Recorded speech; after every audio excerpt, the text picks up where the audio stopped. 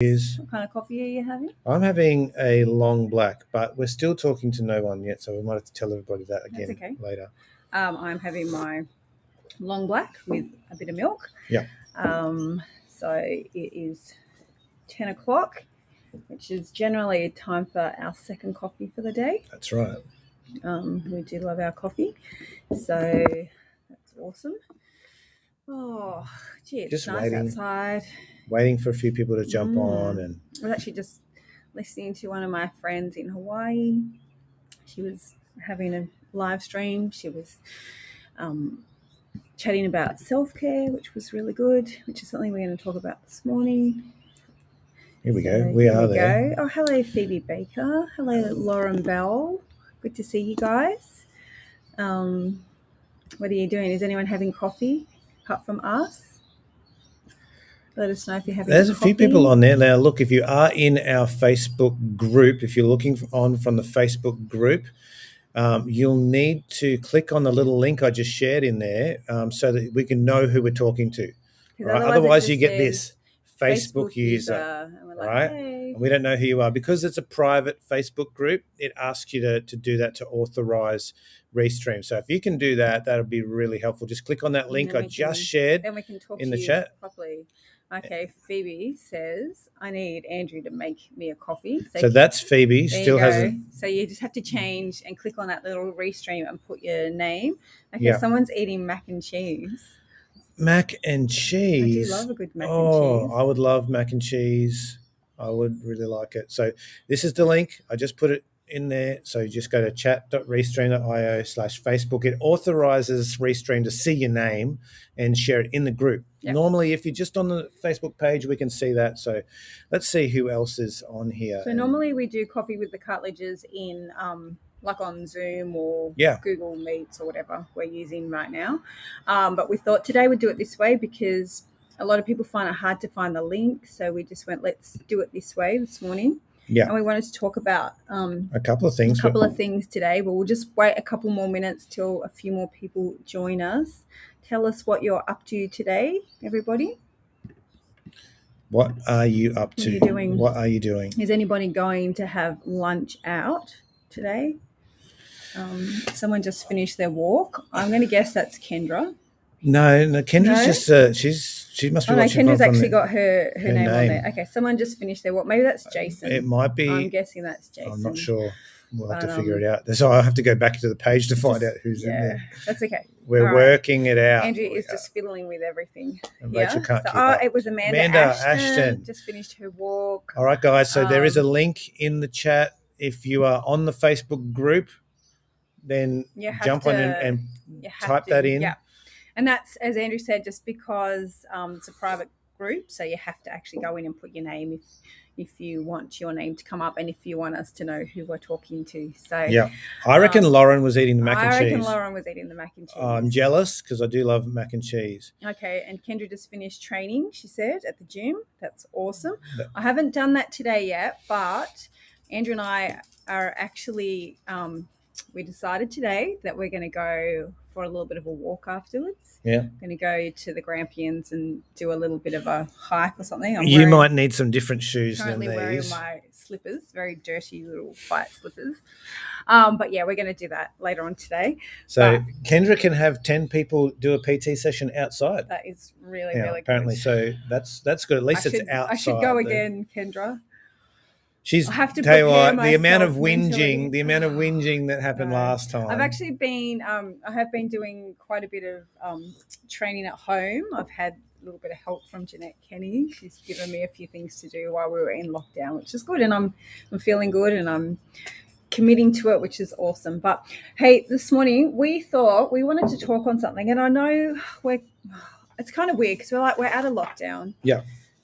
But let's be honest, if you think about 2 years ago, and the current restrictions we've got, we're still not really out of lockdown. So there's still a lot of restrictions in place. And so this morning we actually went through this last week with anybody that got onto our Zoom with Coffee and the Cartledges, and it was really, really great. So we wanted to share it with a lot more people today. And there was another pastor from the Australian Christian Churches who has a psychologist in his church, and he shared a couple of weeks back about managing through lockdown. And it's from a Christian perspective, which is great because, I think with the psychologist, it's always great to get that Christian perspective. Oh my gosh, my husband is like full of... I'm trying to go live on Instagram at the same time. Let's do that because I can't... Yeah. We can't do Instagram and Facebook same time. Okay, I thought Kendra was talking about, she said the first one is always the worst. I thought she was talking about lockdowns. I'm like, yeah, maybe not, but I think she was talking about gym sessions. So I believe you, and I will be back. I did like the idea of the, what were you doing this morning, the boxing. That sounds like a fun session. So I'm going to come to that sometime, I promise you. Anyway, so today what we thought we would do, except I'm just going to wait for Andrew to go live on Instagram. We're trying everything. No, somehow I cannot go live on Instagram. That's all right.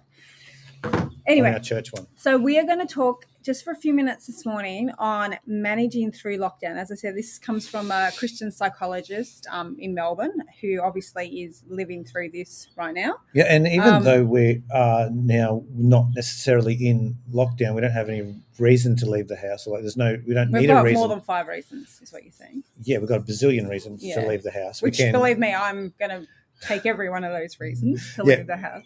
But it's still relevant. These things are still relevant, even though, because we don't know what's coming around the corner. But it's also relevant to our everyday life as well. Yeah, and keep in mind that even though we're out of lockdown, we're not really out of lockdown because we're still restricted with so many things. I mean, I would love to be able to have people over at our house for a meal or just to have a coffee with us, like actually in person, and we can't do that right now.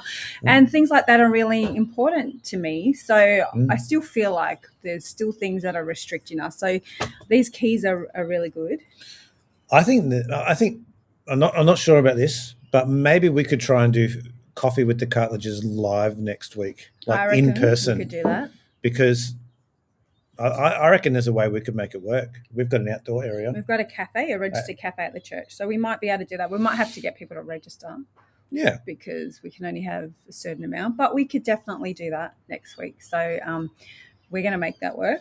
Yeah, I reckon we can do it. But let's go through these 5 keys for managing the stress of lockdown. And the first one is, do you want to read it? Do you want me to read it? First one is guard your thoughts. That's right. So negative thoughts, I don't know if you've noticed this, but negative thoughts kind of easily, I think they're the natural thing that tend to come up in our mind more so than positive thoughts. Well, I think it's like a 1-to-10 ratio, isn't it? For every 10 positive things that happen, you'll focus on the one negative thing. I think it's like a 1-to-10 ratio. You might get 10 compliments, but you'll walk away from a conversation with someone that was negative, and you'll only be thinking about that. Yeah. So definitely need to guard our thoughts. So we have to guard our thoughts, guard our hearts, like the Word of God tells us to guard our hearts. And so how do we do that? How do you guard your thoughts? I think like Dr. Robbie taught us in the Empower course that we went through last year. And if you haven't done that, I recommend that you do it, we actually have to take every thought into captivity. That's right. We need to take our thoughts captive. And when we catch ourselves thinking negatively, going, hang on, why am I doing that? I'm going to actually put that aside. He calls it, we've got to put it into thought court. Put it into thought court. So, we need to take every thought captive and then put it into thought court, process it through and go, okay, what is actually really behind these thinkings? Exactly. So, somebody else has just joined and said good morning. Now there is a link if you guys are on Facebook. It is Jason Jenkins. Good morning, Jason.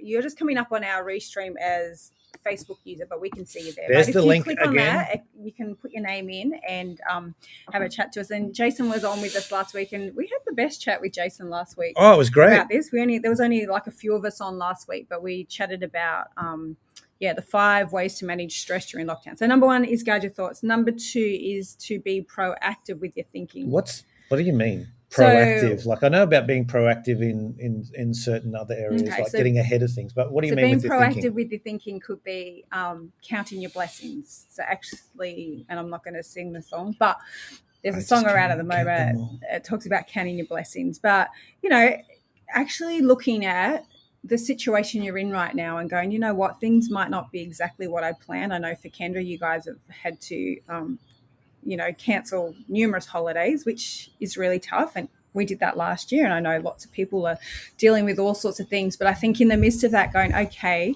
you know what, things aren't great, but there are still things that I'm super thankful for. Yeah. So one thing I do in my morning quiet time is that at the end of my quiet time every day is I actually write down 2 things that I'm thankful for. Wow. So like one day this week, I could hear you making coffee while I was doing my quiet time, and I'm like, I'm thankful for my husband who makes me coffee in the morning. So do I make the list often? You make the list pretty often, and you know, the sunshine makes a list a lot. My kids, our family makes a list. I bet the dogs do. I didn't even think I put them on. I reckon that's if I went back and checked, I reckon Franklin and Sizzles would be on that list. Probably fairly often. So yeah, we can do that. So, you know, we tend to look at the negatives, but it's just making sure that we are actually focusing on the things that God has blessed us with and the positives. And when we refocus and look at that, then I think our whole attitude and our stress and our anxiety tends to lift a little bit. So, okay, so number 1, guard your thoughts. Number 2, be proactive with your thinking. Number 3, we're going to be others focused. You know, it's actually scientifically proven that you can arrest your depression and anxiety by actually focusing on and helping somebody else who might be in a worse situation. When you do that, you actually fight a way out of your own problems. And Dr. Robbie Sondrager, he went into that in the Empower course, and being others focused. You know, when we take the attention off ourselves and we actually put energy into somebody else, it's not only a benefit for that person, it's actually a benefit for you. It's like giving a gift. I love to do that, and Rachel's an expert at giving gifts. But when you give someone a gift, you don't go, oh, gee, I wish I didn't give that to them. No, that cost me money. That was a pain. Really, that sucked. I didn't want to, have to give them a gift. No, when you give someone a gift, it's like you love to see the look on their face. You love to see the energy in their eyes when they're unwrapping it, or the excitement. You get blessed by giving it to somebody else. So that's a key important thing. And, it can even be just thinking about others, checking on others. Yesterday was Are You OK Day. That's right. So checking to see that people are doing well. I saw someone from church posted something from a few years ago, and I think it was Are You OK Day, and she said a friend came over and said, I can just see you're not okay. So instead of just doing Are You OK, just realizing that there are people that aren't okay, and just doing something. It could be just a text doing message. The dishes. It could be going to wash the dishes. It could be sending somebody a scripture, or just saying, hey, you're actually doing better than you think you are right now. And, reminding people that they're loved, all that kind of stuff. Or it could be really practical. The other week, in one of our numerous mini lockdowns, I was feeling pretty down, and I'm like, you know what, I'm just going to make a couple of things and a bit of food, and I just dropped it at a few people's houses, and I made some cookies and I dropped it at the neighbours. I'm saying that quietly because they're next door.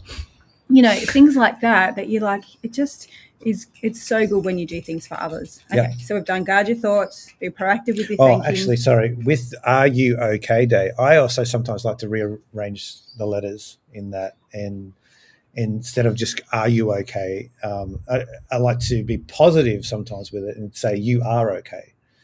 You will be okay, and also it makes you rock. So I think people rock. So there you go.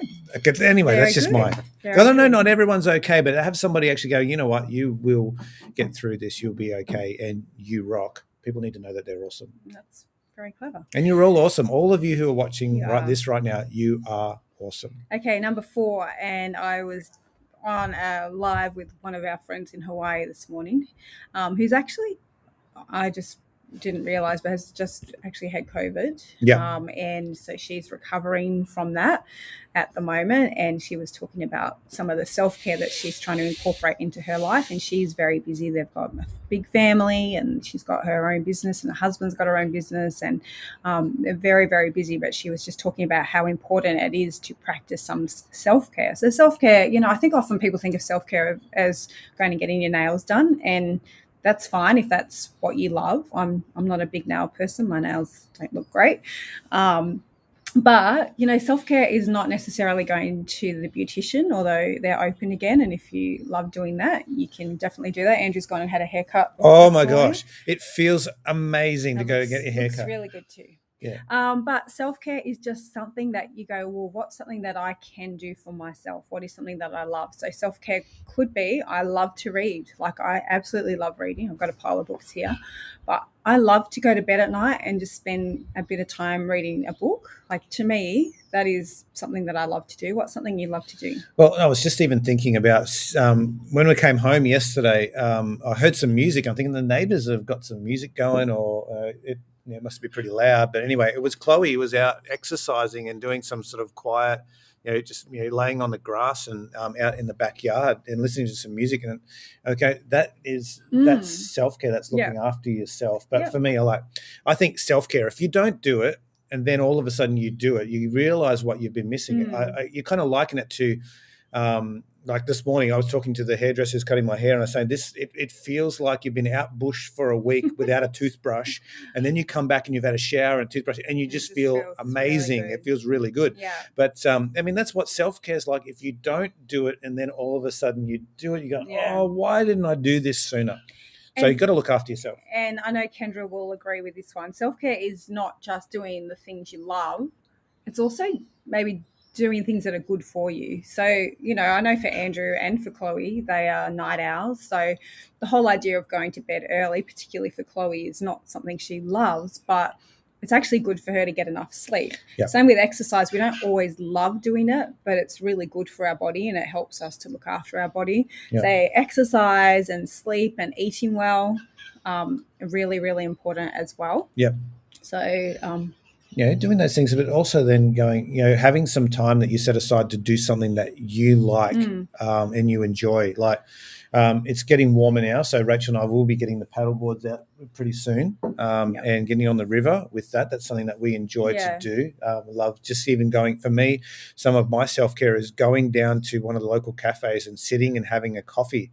That's probably also my sermon prep space too. That's where I thrive in doing that. But and on Sunday I'm speaking, and I touch a lot on mums and trying to find time, because obviously I've been in that situation. I mean, I'm still a mum, but my kids aren't young anymore. Yeah. But I think for mums particularly, it can be really hard for us to find that self-care or find that time, because we're often feel guilty. Because when you do have that time, you're like, you're thinking of all the things that you probably should be doing at the time. So trying to do that and go, you know what, I actually deserve to have this time to myself and not feel guilty about it. And that's a real challenge, I think, for a lot of people. Yeah, we do feel guilty when we, sometimes I heard a pastor who actually went through something, he went through a real sort of breakdown and what do you call it, like a burnout.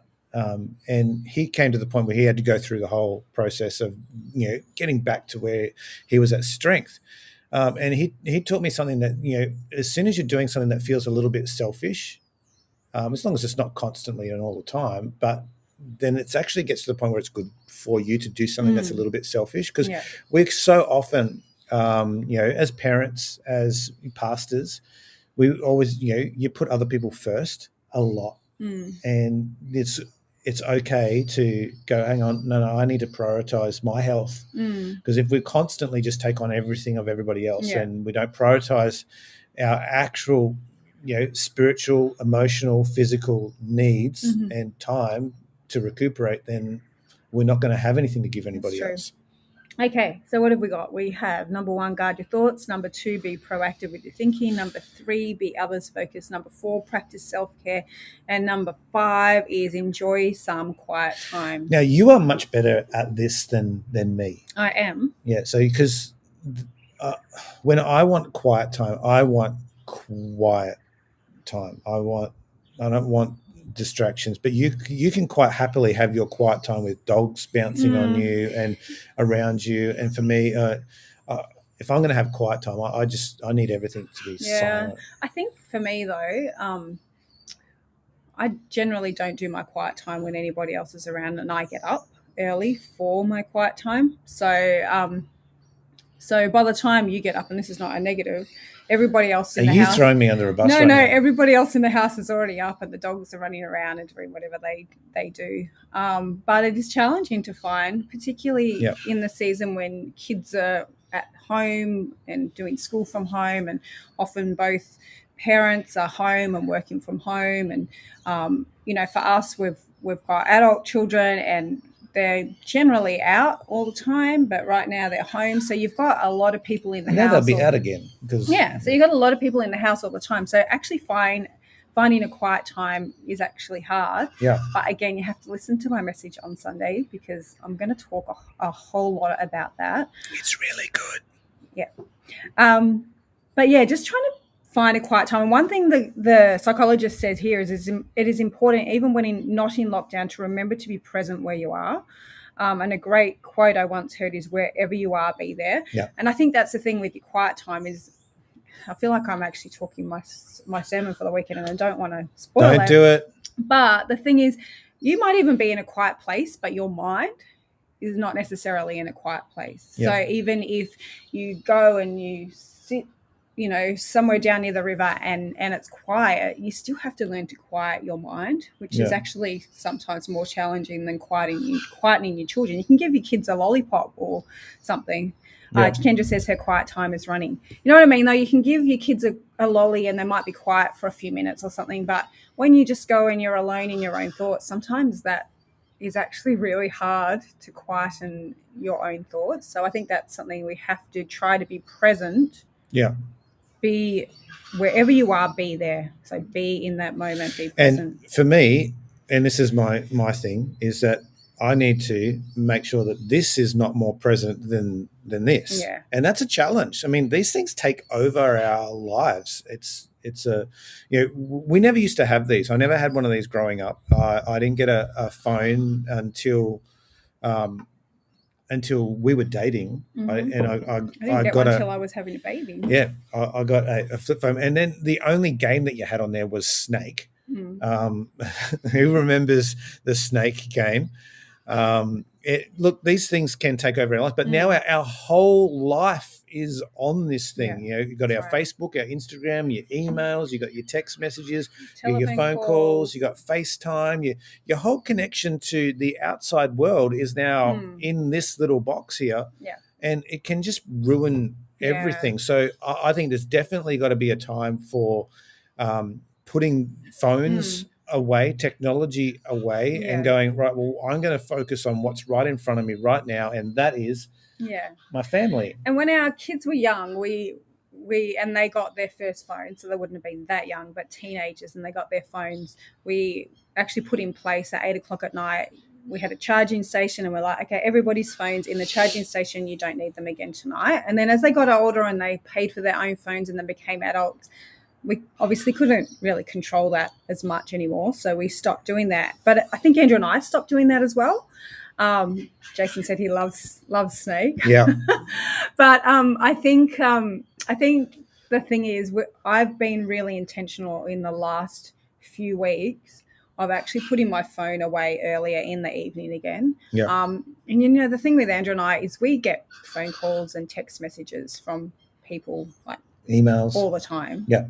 And so it's really easy to try and be in a moment, and whether it's like with God or whether it's with your family, and get a message from someone that goes, hey, I really need this, or we've had to go. No, let's actually put our phones aside and be in that moment. So I've been doing that more, which is good. Let's talk a little bit. I just want to jump off the back of that and go, let's talk a little bit about practical things that you can do with your phone to help you. So I heard a pastor once talk about, now I think it was like someone like a John Maxwell or I can't remember exactly who, talking about, my phone is there to serve me, not me to serve it. So use your phone set your phone up in such a way where it is not demanding your attention. So notifications are the first thing. Turn off your notifications. I know a lot of pastors who actually leave their phone in do not disturb mode. So you've got this little moon right there. If you put that do not disturb mode on, only the people who are in your favorites can call you. And then everyone else leaves a message. Only people who text you who are in your favorites actually get through. Everybody else will only come through when you actually check your phone. Yeah. So, and then you set up times within the day to go, well, now I'm going to check my phone for messages. I never, ever have notifications come onto my phone for emails, ever. Email is not intended for you to respond to instantly. It is mail. It is it's a replacement for normal printed mail. So emails, you can actually set aside a time, 1 hour during the day, which you're going to check emails. You don't need to be responding to those all the time. Otherwise, they control everything that you do. You can actually close down your application and go, well, I'm only going to receive those when I want to check them. So it's about taking back control. But we kind of leave our notifications, and you see the little thing pop up, and you've got 96 different things, and you've got these people who've got 12,000 unread emails, and they get anxiety whenever they look at their notifications. You know what? You can take back control from that and turn off those settings in your phone. It's going to really help you. Yeah. And not feel guilty if you don't respond to somebody straight away. Because again, except if it's me. Yeah. Well, I got a bit cranky before because I was trying to get Andrew to answer a call, and he didn't. He was at the hairdresser. I was getting a haircut. Anyway, so enjoying some quiet time. We're going to finish in a minute. I have, thanks, Phoebes, for clapping. I love you too. I have a couple of books which I'm going to talk about on Sunday, and I'm going to give you, I'm not going to give you a book because I don't have them, but I'm going to give you a heads up now about 2 books that I refer to on Sunday that 3 highly. books. Do I talk about 3 books? Oh, you have one book sort of helped you. Anyway, this book here is very tattered because I've read it a lot. This is probably designed more for women, I think. It's written by a lady called Rebecca Lyons, and it's called Rhythms of Renewal. There we go. I know I've already recommended this book to a bunch of girls in the church, and it's a fantastic book. And it just talks about, it says, create space for inner peace and discover a spirituality vibrant way forward. Okay, so that's one book. And the other book that Andrew referred to last week and in his message, and I do again this week, is by a pastor called Peter Scazzero, and it's called Emotionally Healthy Spirituality. And this is the devotional book that goes with it. He's written a bunch of emotionally healthy books. Excuse me. I am healthy, I promise. I feel like I have to tell you, I don't have COVID. Papa, she got the black lung. Anyway, really, really good book. Highly recommend. I will post those up on my Instagram after Sunday because I said I would do that. Yeah. We're actually looking at this as a church to there's a whole series in this: emotionally healthy spirituality, emotionally healthy discipleship, emotionally healthy women. There's another part of the book as well. So there's a whole discipleship journey that comes with that. So we're actually looking at that as a church on how we can do this, because it's not all psychology. This is actually about stilling yourself to hear from God. Yeah, well, that's the purpose of it, isn't it? Yeah, and developing a routine. It's all based on Jesus, really, what Jesus did. So highly recommend. Any questions? We're going to head off in a minute. Andrew's got another appointment, but it was nice to have coffee. I don't know if anyone else is actually drinking coffee right now, but it was good to have a coffee with you. This is sad. This is a sad situation right here. As we said, next week, if you are free and you want to join us for a real coffee, we will do that at the church. Jason, I reckon you will want to come. Anyone? We're allowed to have 20 people outside for a cafe. So we will just... Eddie Potter is on. He's going to come. Good to see you, Eddie. You know what, Eddie? You don't even have to make the coffee. We can make the coffee for you. Kendra has a water. She can have. I can definitely make you one of those. I'm pretty good at that. Actually, I'm not too bad at coffee either. So, not as good as Eddie though, I will say.